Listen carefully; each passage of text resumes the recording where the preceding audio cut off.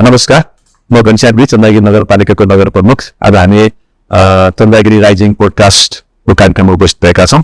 Chandragiri rising पोडकास्टले नगरपालिकाको सहकार्यमा यो अहिलेको भएको वर्ल्ड कप लगायतका विभिन्न विषयहरूमा पोडकास्टको कार्यक्रमहरू सञ्चालन गरेर यो पछिल्लो पुस्ताले अवलम्बन गरेको यो प्रसारण प्रक्रिया छ पोडकास्ट, त्यसमा राम्रोसँग प्रसारण गरिदिनु भएको छ। श्री नगरपालिकाको अवधारणा पनि यहाँ प्रस्तुत गर्ने वातावरण तयार भयो। त्यसप्रति म नगरपालिकाको तर्फबाट चन्द्रगिरी राइजिङ पोडकास्टलाई हार्दिक आभार व्यक्त गर्न चाहन्छु।